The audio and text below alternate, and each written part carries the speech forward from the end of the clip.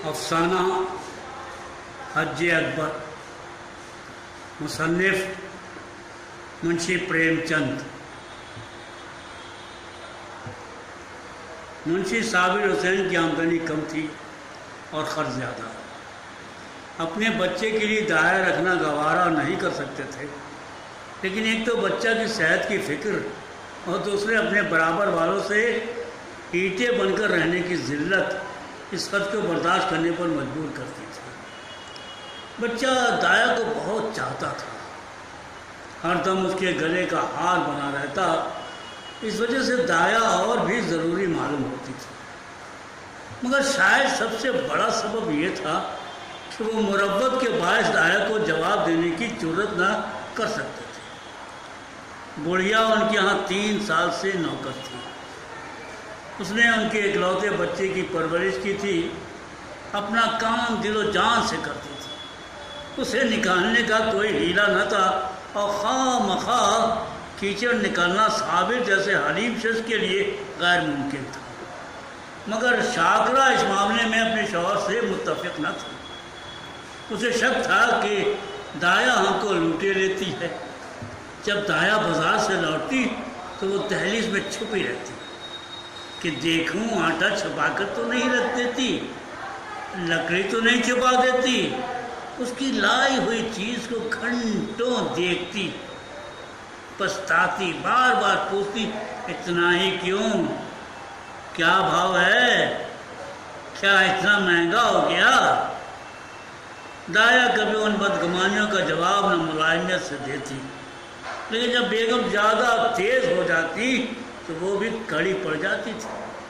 قسمیں کھاتی، صفائی کی شہادتیں پیش کرتی، تردید اور حجت میں گھنٹوں لگ جاتے۔ قریب قریب روزانہ یہی کیفیت رہتی تھی اور روز یہ ڈرامہ دایا کی خفیف سی اشک ریزی کے بعد ختم ہو جاتا تھا۔ دایا کا اتنی سختیاں جھیل کر پڑے رہنا شاکرہ کے شکوک کی آب ریزی کرتا تھا۔ اسے کبھی یقین نہ آتا تھا کہ یہ بڑھیا محض بچے کی محبت سے پڑی ہوئی۔ وہ دایا کو ایسے لطیف جذبے کا اہل نہیں سمجھتی تھی۔ اتفاق سے ایک روز دایا کو بازار سے لوٹنے میں ذرا دیر ہو گئی۔ وہاں 2 کنجڑوں میں بڑے جوش و خروش مناظرہ ہو رہا تھا۔ ان کا مصور طرز ادا، ان کا اشتعال انگیز استدلال، ان کی متشکل تضحیک، ان کی روشن شہادتیں اور منور روایتیں، ان کی تحریر اور تردید سب بے مثال تھی۔ زہر کے 2 دریا تھے یا 2 شعلے جو دونوں طرف سے امٹ کر باہم گد گئے تھے۔ کیا روانی زبان تھی، گویا کوزے میں دریا بھرا ہوا اور ان کا جوش اظہار ایک دوسرے کے بیانات کو سننے کی اجازت نہ دیتا تھا۔ ان کے الفاظ کی ایسی رنگینی، تخیل کی ایسی نوعیت، اسلوب کی ایسی جدت، مضامین کی ایسی آمد، تشبیہات کی ایسی موزونیت اور فکر کی ایسی پرواز پر ایسا کون شاعر ہے جو رشک نہ کرتا؟ صفت یہ تھی کہ اس مباحثہ میں تلخی یا دلآزاری کا شائبہ بھی نہ تھا۔ دونوں بلبلیں اپنے اپنے ترانوں میں محض تھیں۔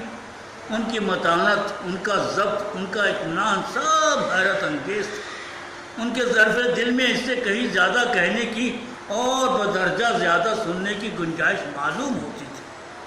الغرض یہ خالص دماغی ذہنی مناظرہ تھا، اپنے اپنے کمالات کے اظہار کے لیے ایک خالص زور آزمائی تھی، اپنے اپنے کرتب اور فن کے جوہر دکھانے کے لیے۔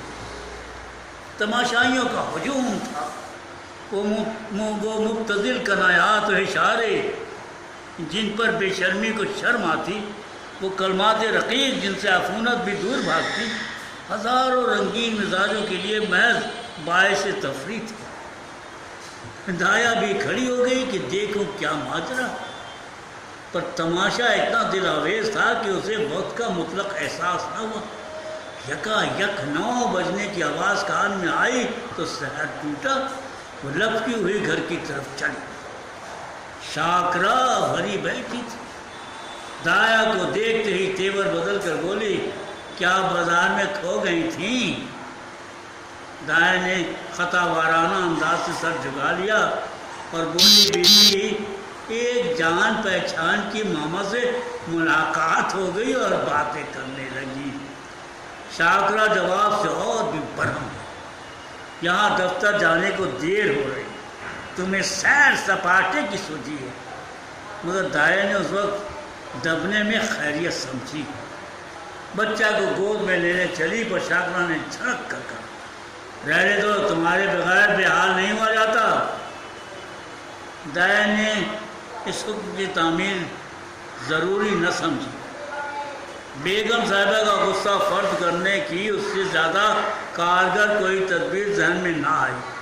اس نے نصیر کو اشارے سے اپنی طرف بلایا، وہ دونوں ہاتھ پھیلائے لڑکھڑاتا ہوا اس کی طرف چلا۔ دائیں نے اسے گود میں اٹھا لیا اور دروازے کی طرف چلی، لیکن شاکرہ باز کی طرف جھپٹی اور نصیر کو اس کی گود سے چھین کر بولی تمہارا یہ مکر بہت دنوں سے دیکھ رہی ہوں، کہ تماشے کسی اور کو دکھائیے، یہاں طبیعت سیر ہو گئی۔ دایا نصیر پر جان دیتی تھی اور سمجھتی تھی کہ شاکرہ اس سے بے خبر نہیں۔ اس کی سمجھ میں شاکرہ اور اس کے درمیان ہی ایسا مضبوط تعلق تھا جسے معمولی ترشیاں کمزور نہ کر سکتی تھی۔ اسی وجہ سے باوجود شاکرہ کی سب زبانیوں کے اسے یقین نہ آتا تھا کہ وہ واقعی مجھے نکالنے پر آمادہ ہے۔ پر شاکرہ نے یہ باتیں کچھ اس بے رخی سے کہیں اور بالخصوص نصیر کو اس بے دردی سے چھین لیا کہ دایا سے ضبط نہ ہو سکا۔ بولی بیوی مجھ سے کوئی ایسی بڑی خطا تو نہیں ہوئی، بہت ہوگا تو 5 گھنٹہ کی دیر ہوئی ہوگی، اس پر آپ اتنا جھلا رہی ہیں۔ صاف صاف کیوں نہیں کہہ دیتی کہ دوسرا دروازہ دیکھو، اللہ نے پیدا کیا ہے تو رزق بھی دے گا، مزدوری کا کال تھوڑا ہی ہے۔ تو یہاں تمہاری کون پرواہ کرتا ہے؟ تمہاری جیسی مامائیں گلی گلی ٹھوکریں کھاتی پھرتی ہیں۔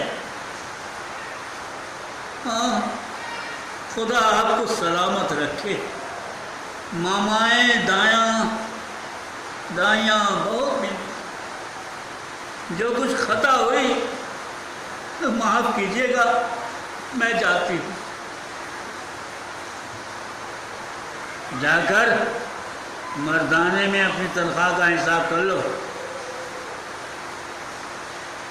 میری طرف سے نصیر میاں کو اس کی مٹھائیاں منگوا دیجیے گا۔ اتنے میں صابر حسین بھی باہر سے آ گیا، پوچھا کیا ہے؟ کچھ نہیں، بیوی نے جواب دے دیا ہے، گھر جاتی ہوں۔ صابر حسین خانگی ترددات سے یوں بچتے تھے جیسے کوئی برہنہ پاؤ کانٹوں سے بچے۔ انہیں سارے دن ایک ہی جگہ کھڑے رہنا منظور تھا، پر کانٹوں پہ پیر رکھنے کی ضرورت نہ تھی۔ چی بجبی ہو کر بولے کیا بات ہوئی؟ کچھ نہیں، اپنی طبیعت نہیں، جی نہیں چاہتا رکھنے کے لیے، کسی کے ہاتھوں بک تو نہیں گئی؟ تمہیں بیٹھے بٹھائے ایک نہ ایک کھچک سوچتی رہتی۔ ہاں مجھے تو اس بات کا جنون ہے، کیا کروں، خصلت ہی ایسی ہے۔ تمہیں یہ بہت پیاری ہے تو لے جا کر گلے باندھو، میرے یہاں ضرورت نہیں ہے۔ دایا گھر سے نکلی تو اس کی آنکھوں میں آنکھیں لبریز تھی۔ دل نصیر کے لیے تڑپ رہا تھا کہ ایک بار بچے کو گود میں لے کر پیار کر لوں، پر یہ حسرت لیے اسے گھر سے نکلنا پڑا۔ نصیر دایا کے پیچھے پیچھے دروازہ تک آیا، کہ جب دایا نے دروازہ باہر سے بند کر دیا تو مچل کر زمین پر لیٹ گیا اور انا انا کہہ کر رونے لگا۔ شاکرہ نے چمکارا، پیار کیا، گود میں لینے کی کوشش کی، مٹھائی کا لالچ دیا، میرا دکھانے کا وعدہ کیا، اس سے کام نہ چلا تو بندر اور سپاہی اور لولو اور ہوا کی دھمکی دی، مگر نصیر پر مطلق اثر نہ ہوا۔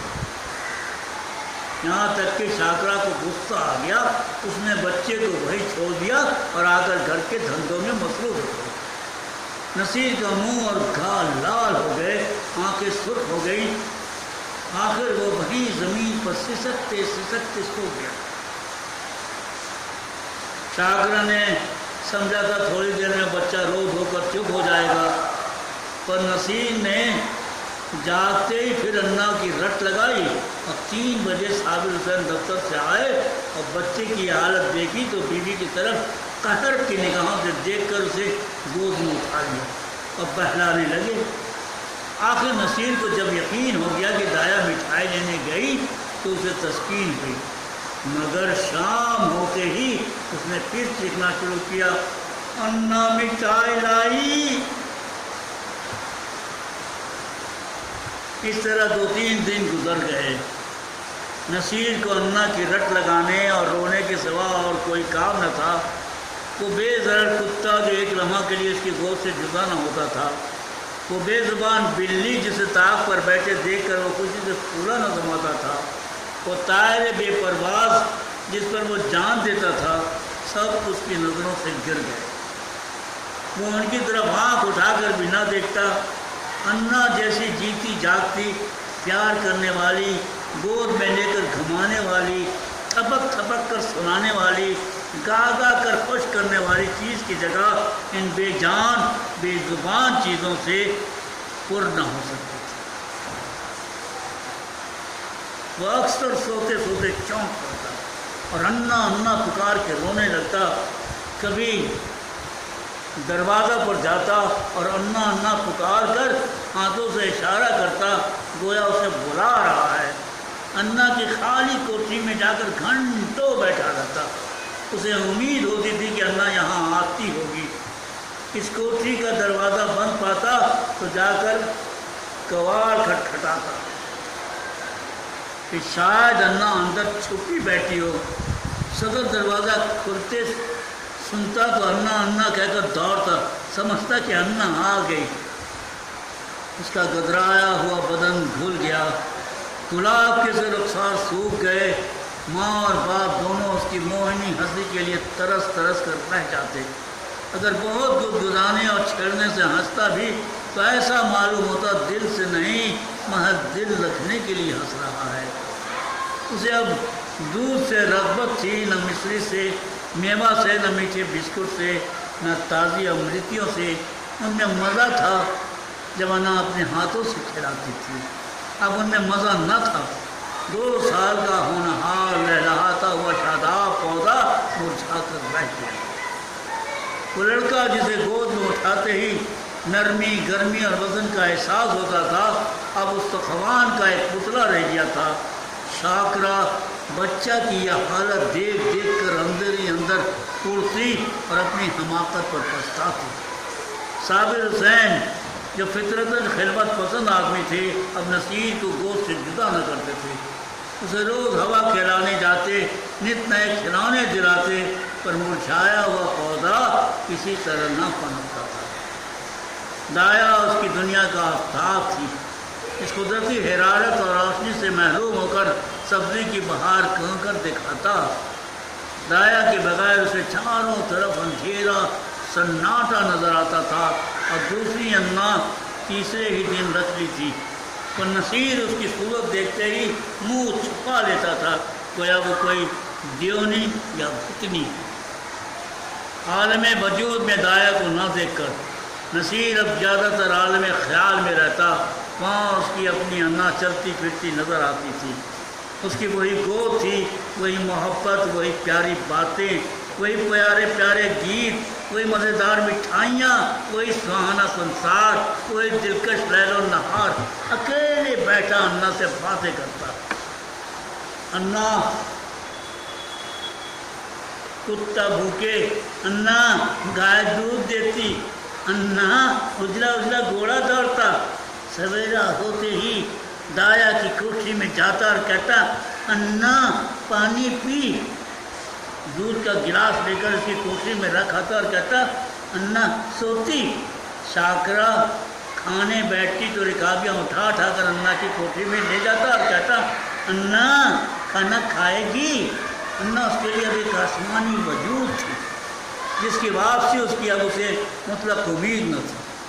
وہ محض گزشتہ خوشیوں کی دلکش یادگار تھی جس کی یاد ہی اس کا سب کچھ تھا۔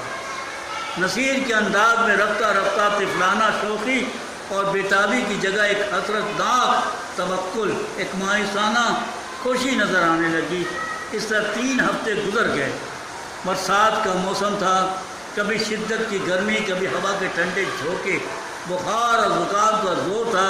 نصیر کی نحافت اس موسمی تغیرات کو برداشت نہ کر سکی۔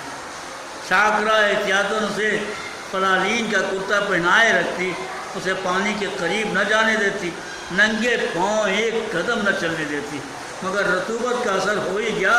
نصیر کھانسی اور بخار میں مبتلا ہو گیا۔